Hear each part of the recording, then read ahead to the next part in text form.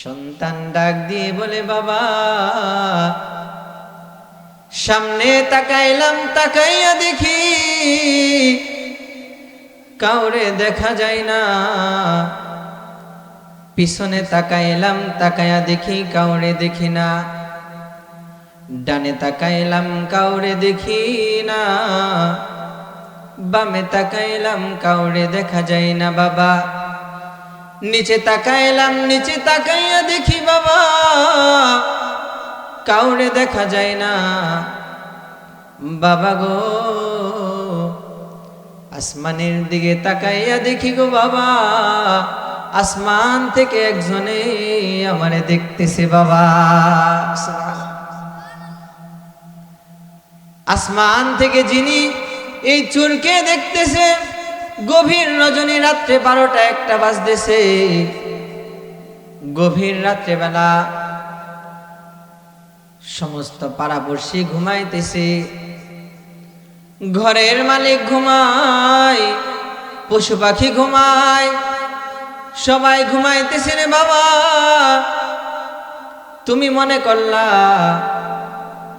অমুক জনের ডাব গাছের মধ্যে আজকে মিশন দেব, অমুক জনের ডাব গাছের আগায় গিয়ে আজকে উঠব, আজকে ওই বাড়ির ডাবগুলো পারবো, ওই বাড়ির খড় থেকে আজকে মুরগগুলো চুরি করব, ওই বাড়িতে আজকে ডাকাতি করব। রাত্রে 12টা-1টা বাজে যাব। 12টার সময়, 1টার সময় বাড়িওয়ালা ঘুমায়, পশু পাখি ঘুমায়, সবাই ঘুমাইতেছে রে বাবা। কিন্তু তুমি যে রাত্রে 12টার সময় ডাব গাছের আগায় গিয়া উঠলা, দুনিয়ার কোন মানুষ তোমারে না দেখলেও আমার আল্লাহ কিন্তু তোমার দিকে তাকায় রইছে। ওয়া হুয়া মাআকুম আইনামা কুনতুম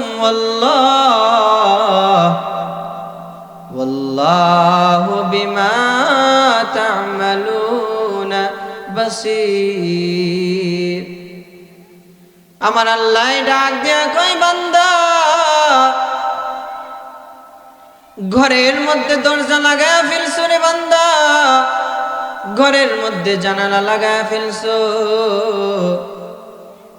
খাটের উপরে লেপের নিচে চইলা গেছো বাবা। তোমার ঘরের মধ্যে কেউ তোমার দেখে নাই, পশু পাখি কেউ তোমার দিকে তাকায়া নাই রে বাবা। কিন্তু আল্লাহ রাব্বুল আলামিন লেপের নিচেও তোমার দিকে তাকায়া রইছে। শুধু তাই নয়, তাই নয়, আল্লাহ রাব্বুল আলামিন বলেন, মহাসমুদ্র, যেই সমুদ্রের কোনো কুল কিনারা খুঁজে পাওয়া যাবে না,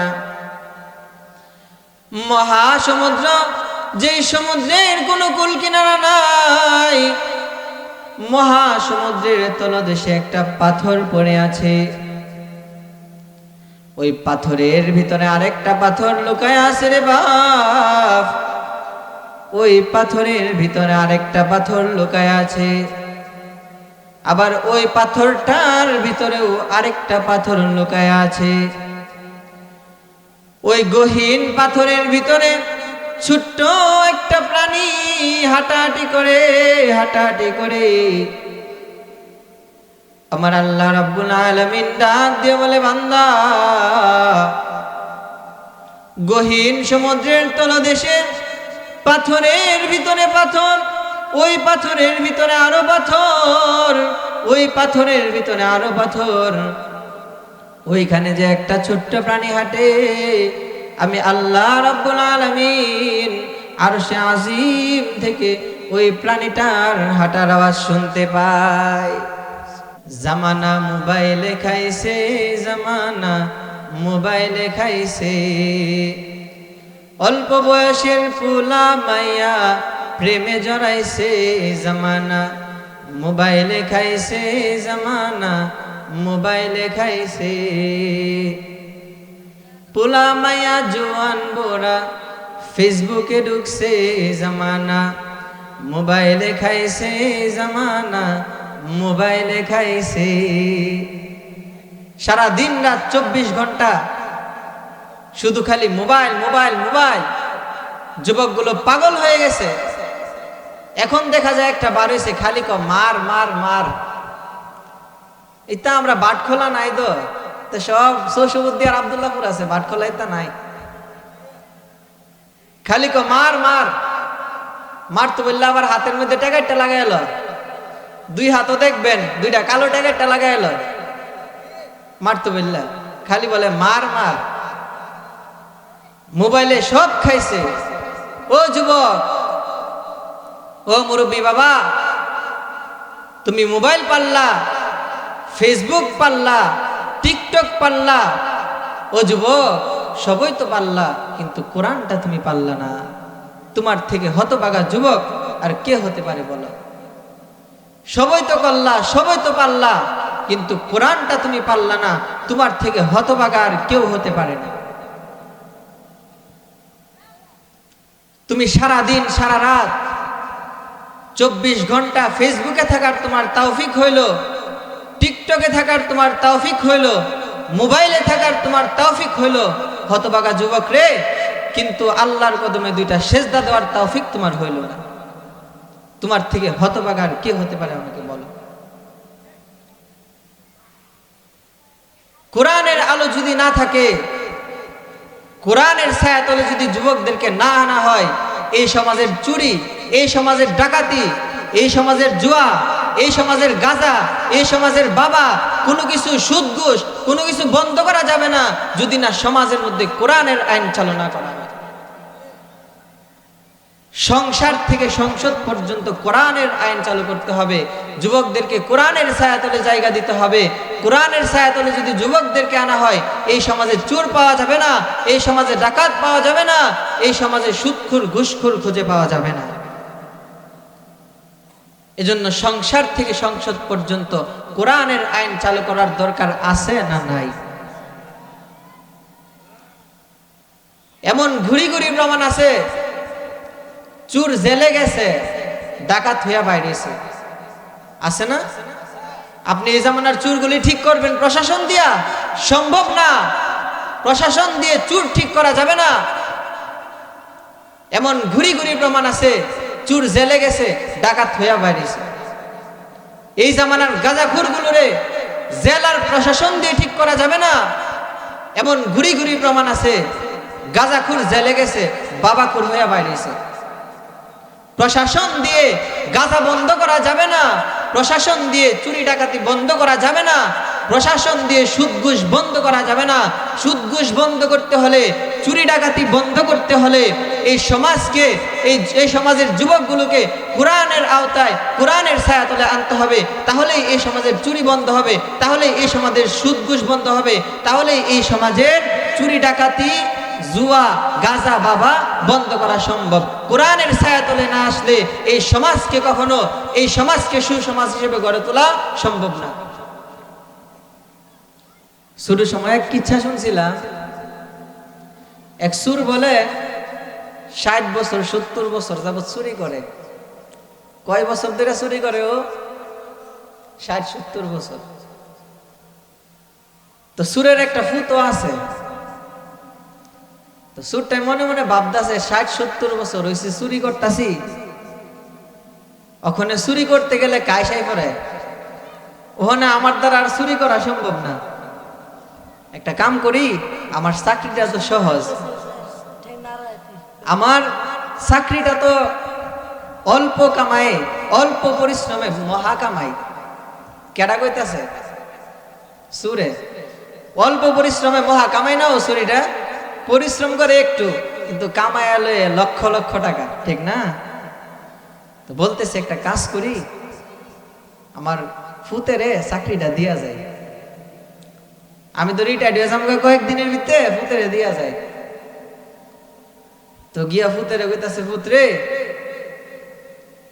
আমার তো 60 বছর 70 বছর হয়ে গেল, আমার চাকরিটা তোরে দিয়া যাম,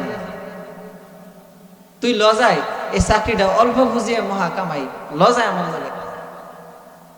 তো ফুতের লয়ে গেছে চুরি করতো। ওই সময় তো আর এরকম বিল্ডিং ছিল না, মাটির ঘর ছিল, মাটির ঘর। কিসের ঘর ছিল? মাটির ঘর। সুরে ফুতেরে কইতাছে, ফুত তুই এনে দাঁড়ায় দাঁড়ায় পাহারা দিবি, তোর কাম হলো একটা, তোর প্রথম প্রশিক্ষণ হলো তুই দাঁড়ায় দাঁড়ায় পাহারা দিবি, দেখবি কেউ আয়নি। এটা হলো তোর প্রথম কাজ, প্রথম প্রশিক্ষণ। যদি কেউ আয়ে তইলে তুই একটু ইশারা দিয়া, আবার আমার লাইগা বয়ে থাকিস না, তুই তোর মতো সোহে যে ফদ দেখবি এ ফি যাইবি। আমার লাইগা যদি বয়ে থাকস তাহলে কইলাম আমও যাইব সালাও যাইব। কইতাছে কেটা? বাফে বাফে পুতেরে শিখাইতাছে। আমি গিয়া হনে হিন্দিমু, মাটির তলে দিয়া হিন্দিমু, তুই এনে দাঁড়ায় ফাড়া দিবি। আর কেউ রে যদি দেহস আয়ে একটু ইশারা দা, তুই তোর মতো ফলাবি, আবার আমার লাইগা বয়ে থাইস না। যদি বয়ে থাকস পরে গেলাম আমও যাইব সালাও যাইব। আচ্ছা যদি কেউ আইতাছে এটা দৌড়তে বললে যদি খারে থাকে তো অবস্থা কি ভালো হইব না খারাপ হইব? কথা কি বুঝতেছেন আমার? তো বাফে গেছে ঘরের মধ্যে হিন দিত। হিন দেওয়া কারে বুঝেন তো আপনারা নাকি? তো মাটির ঘরে গেছে হিন দিত, হিন দিছে। হিন দেওয়ার পরে গর্ত কইরা, আগের জামানায় সুরেরা বলে গর্ত কইরা একটা কলা গাছ দিত, গর্ত দিয়া কলা গাছ দিয়া চেক দিত ঘরের ভিতরে মানুষ যেতা না মরা, হজাক না ঘুমাইতেছে, কলা গাছ গর্ত দিয়া ঢুকায় চেক দিত। তো বাপে কলা গাছটা ঢুকাইছে। এই মুহূর্তে ফুতে কর আয়ে রে। ফুতে কি কইছে? ও আয়ে রে। এবার আয়ে রে কইছে পরে বাপে দিছে এক দিক দা দৌড়, ফুতে দিছে আরেক দিক দা দৌড়। দৌড়ায়া টৌড়ায়া আবার প্ল্যান করছিল আমরা দৌড়া টৌড়া অমুক জায়গার এরি খেত গিয়া একখানো, দৌড়ায়া টৌড়ায়া অমুক জায়গার এরি খেত গিয়া একখানো হয়েছে। এরি খেত গিয়া একখানো হওয়ার পরে বাপে কইতাছে পুত্রে তুই কইলি আয় রে। কই আইলে তো মানছেন আওয়াজ টাওয়াজ শুনলাম বলে, দৌড়ানি দেখলাম বলে, কেউ রে তো দেখলাম না, এতে কারে কইলি আয় রে? সন্তান ডাক দিয়ে বলে বাবা সামনে তাকাইলাম, তাকাইয়া দেখি কাউরে দেখা যায় না, পিছনে তাকাইলাম, তাকাইয়া দেখি কাউরে দেখি না, ডানে তাকাইলাম কাউরে দেখি না, বামে তাকাইলাম কাউরে দেখা যায় না বাবা, নিচে তাকাইলাম, নিচে তাকাইয়া দেখি বাবা কাউরে দেখা যায় না বাবা গো, আসমানের দিকে তাকাইয়া দেখি গো বাবা আসমান থেকে একজনে আমারে দেখতেছে বাবা। আসমান থেকে যিনি এই চোরকে দেখতেছে, গভীর রজনী রাত্রে 12টা 1টা বাজতেছে, গভীর রাত্রে বেলা সমস্ত পাড়াপড়শি ঘুমাইতেছে, ঘরের মালিক ঘুমায়, পশু পাখি ঘুমায়, সবাই ঘুমাইতেছে রে বাবা। তুমি মনে করলা অমুক জনের ডাব গাছের মধ্যে আজকে মিশন দেব, অমুক জনের ডাব গাছের আগায় গিয়ে আজকে উঠব, আজকে ওই বাড়ির ডাবগুলো পারব, ওই বাড়ির খড় থেকে আজকে মুরগগুলো চুরি করব, ওই বাড়িতে আজকে ডাকাতি করব, রাত্রে 12টা 1টা বাজে যাব, 12টার সময় 1টার সময় বাড়িওয়ালা ঘুমায়, পশু পাখি ঘুমায়, সবাই ঘুমাইতেছে রে বাবা। কিন্তু তুমি যে রাত্রে 12টার সময় ডাব গাছের আগায় গিয়ে উঠলা, দুনিয়ার কোন মানুষ তোমারে না দেখলেও আমার আল্লাহ কিন্তু তোমার দিকে তাকায় রইছে। ওয়া হুয়া মাআকুম আইনামা কুনতুম ওয়াল্লাহু বিমা তা'মালুনা বাসীর। আমার আল্লাহ ডাক দিয়া কই বান্দা, ঘরের মধ্যে দরজা লাগায়া ফেলছো রে বান্দা, ঘরের মধ্যে জানালা লাগায়া ফেলছো,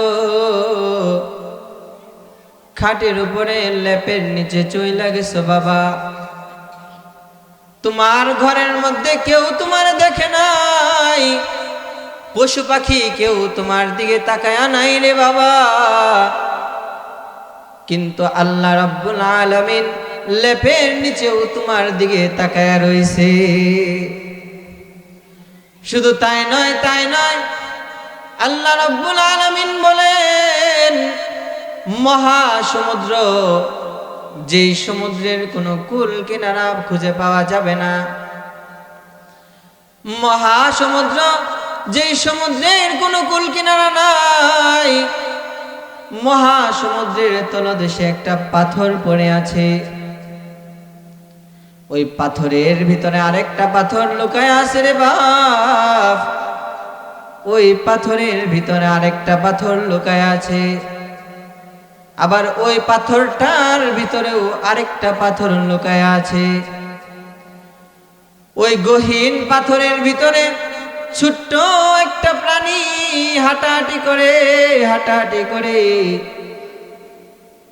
আমার আল্লাহ রাব্বুল আলামিন ডাক দিয়ে বলে বান্দা, গহীন সমুদ্রের তলদেশে পাথরের ভিতরে পাথর, ওই পাথরের ভিতরে আরো পাথর, ওই পাথরের ভিতরে আরো পাথর, ওইখানে যে একটা ছোট্ট প্রাণী হাঁটে, আমি আল্লাহ রাব্বুল আলামিন আরশে আজিম থেকে ওই প্রাণীটার হাঁটার আওয়াজ শুনতে পাই। সুবহানাল্লাহ বলে গুণ হইব নাকি? তো চোর সন্তান ডাক দিয়ে বলতেছে, বাবা গো, সামনে তাকাইলাম কাউরে দেখি না, পিছনেও কাউরে দেখা যায় না, ডানে বামে কাউরে দেখি না বাবা, উপরে তাকায়া দেখি উপর থেকে একজনে আমারে দেখতেছে বাবা। এবার বাবা ডাক দিয়ে বলে, সন্তান রে, চুরি করতেছি 60 বছর 70 বছর হয়ে গেল, 60-70 বছর যাবৎ চুরি করতেছি, কত গ্যাং কত দলের সাথে চুরি করলাম, কত দলের সাথে চুরি করলাম, কোন দল আমারে বলে নাই, উপর থেকে একজনে যে দেখে কেউ আমারে বলে নাই রে বাবা। আজকে তুই যখন বলেই ফেললি রে বাবা, চল রে চল চল, আজ থেকে দুইজনে মিলা খাটি তাওবা করি, জীবনে কখনো চুরি করব না, দরকার পড়ে কাজ কইরা খাবো, দরকার পড়ে কাজ না করতে পারলে ভিক্ষা কইরা খাবো, তারপরেও আজ থেকে চল রে ছেলে চল, আজ থেকে দুই বাপ বেটা মিল্লা তাওবা করি, আর জীবনেও চুরি করব না। সুবহানাল্লাহ। চুরি ছাইরা খাঁটি ইমানদার হয়ে গেছে। হ্যাঁ, এই জামানার চোরগুলো প্রশাসন দিয়ে ঠিক করা সম্ভব নয়, যদি কোরআনের ছায়াতলে যুবকদেরকে আনা হয়, যুবকগুলি এমনিতেই ঠিক হয়ে যাবে। একটা বাচ্চা যখন মায়ের গর্ভে আসে, তখন বাচ্চা মাকে বলতে থাকে, মা তুই হারাম খাইস না, কারণ তুই হারাম খাইলে তোর হারাম দ্বারা আমার শরীরের গুস্ত হবে, তোর হারাম দ্বারা আমার শরীরের রক্ত মাংস হবে, মাগো তুমি হারাম খাইও না। তারপরেও দেখা যায় চাচিরে হারাম খায়া এই সন্তানটা যখন মায়ের পেট থেকে বের হয়, সন্তানটাকে যখন মাদ্রাসায় দেয়, তখন হুজুরদেরকে বলে, হুজুর কেমনে ভূতের মাদ্রাসা দিতাম, মাদ্রাসা দিয়া বাইতায়া দি, হ্যাঁ আমার আগে বইতে কোন মাদ্রাসা দিয়া বাইতায়া দি, হ্যাঁ আমার আগে বইতে। আরে তোমার ভূত তোমার আগে বাইতাইতো না, ফেরো থাকতে তো তুমি হ্যাঁ রক্ত নষ্ট করে লাইছ, তো মাদ্রাসা পড়বো কেমনে, কোরআন শিখবো কেমনে? কোরআন শিখতে হলে খাঁটি রক্ত লাগবে। সংসার থেকে সংসদ পর্যন্ত যদি কোরআনের আইন চালু করা হয়, সমাজের চোর বাটপার, সমাজের সুদখোর ঘুষখোর, সমাজের কোনো চোর ডাকাত, সমাজের গাঁজাখোর বাবাখোর জুয়াখোরদেরকে সমাজে খুঁজে পাওয়া যাবে না যদি কোরআনের আইন চালু করা হয়। সমাধান চাও যদি জীবনে মরণে, ফিরে যাও খুঁজে নাও চোখ রাখো কোরআনে। সমাধান চাও যদি জীবনে মরণে, ফিরে যাও খুঁজে নাও চোখ রাখো কোরআনে। তবেই পাবে সুখ শান্তির ঠিকানা, তবেই পাবে সুখ শান্তির ঠিকানা, যদি মেনে নাও তুমি মনে প্রাণে সমাধান। সমাধান চাও যদি জীবনে মরণে, ফিরে যাও খুঁজে নাও চোখ রাখো কোরআনে। সমাধান চাও যদি জীবনে মরণে, ফিরে যাও খুঁজে নাও চোখ রাখো কোরআনে। সমাজের মধ্যে সমাধান খুঁজতে হলে কোরআন দিয়ে সমাধান খুঁজতে হবে। কোরআন দিয়ে সমাধান খুঁজলে সমস্ত কিছুর, সকল কিছুর সমাধান কোরআনের মধ্যে পাওয়া যাবে। এজন্য কোরআনের মধ্যে সমাধান খুঁজতে হবে। আজকে দেখা যায়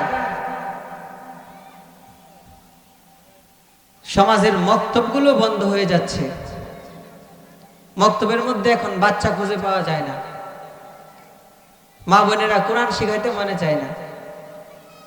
সমাজের মধ্যে কোরআন নাই, সংসারের মধ্যে কোরআন নাই, যে কারণে সংসারের মধ্যে সুখ হয় না, শান্তি হয় না।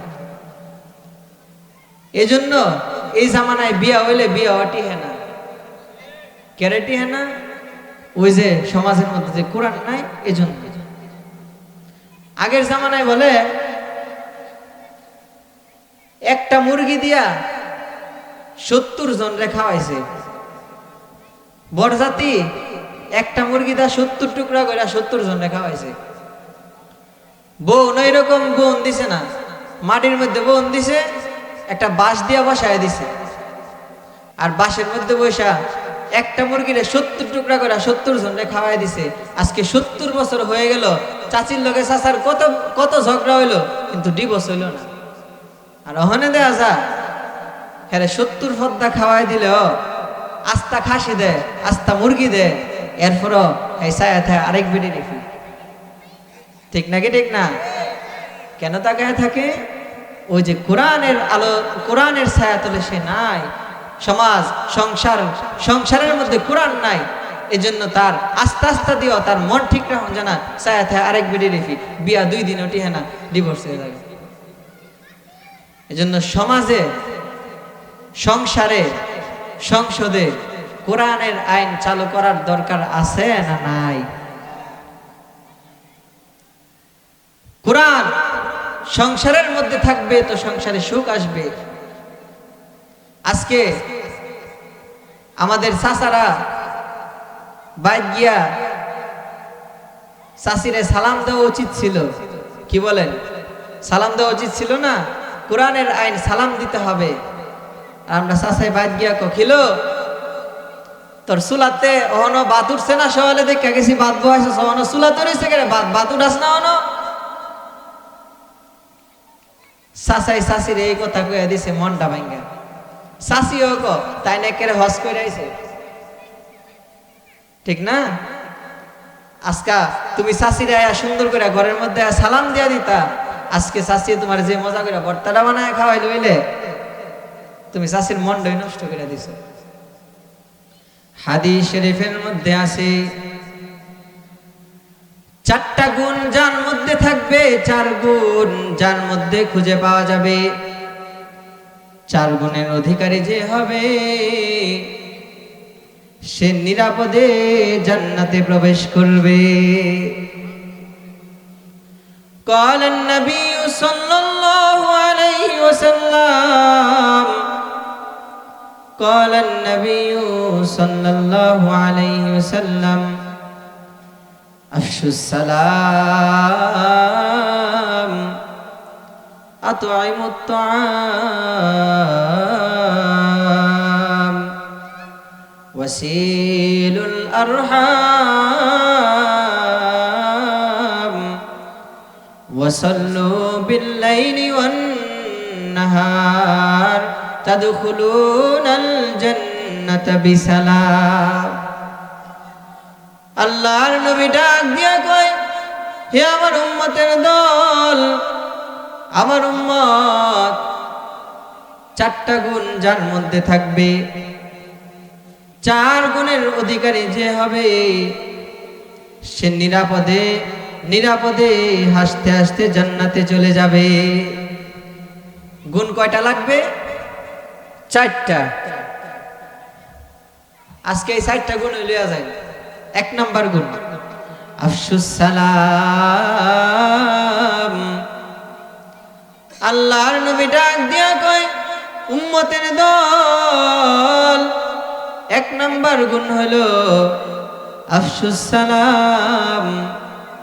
তোমরা পরস্পর সালামের প্রচলন করো।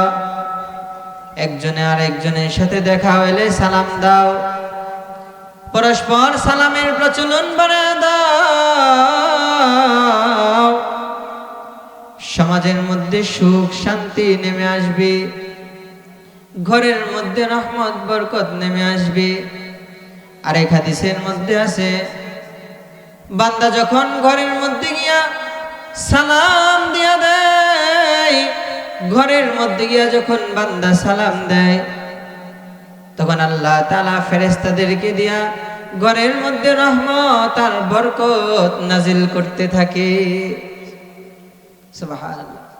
আজকে আমরা সালাম দিব, মুরব্বীরা যুবকরা বাচ্চারা দেখলে সালাম দেয় না, এরা আরো বাইর গিয়া বিচার দে, উমুকের ফুতে সালাম দে না, বিচার দে, উমুকের ফুতে সালাম দে না, রাস্তা দাহাড়ি তোর ফুতে সালাম দে না রে, বাইর গিয়া বিচার দে না।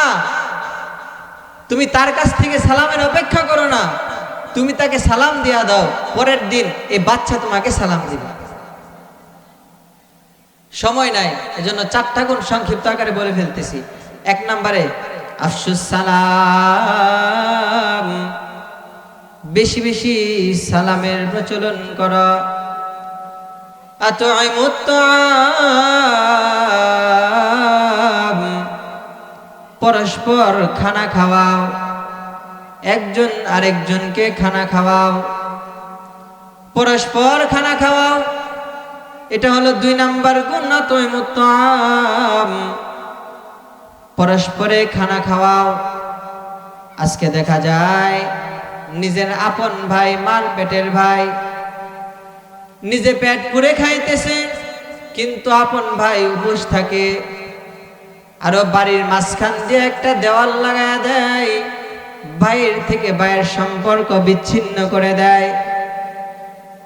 নিজের ভাইকে পর্যন্ত খাওয়াইতে সে রাজি না। নিজের ভাইকে যদি খাওয়াইতে সে রাজি না হয়, তাহলে সে আবার অন্য মানুষকে কিভাবে খাওয়াবে? এজন্য পরস্পর খানা খাওয়াতে হবে। আত'ইমুত তা'আম,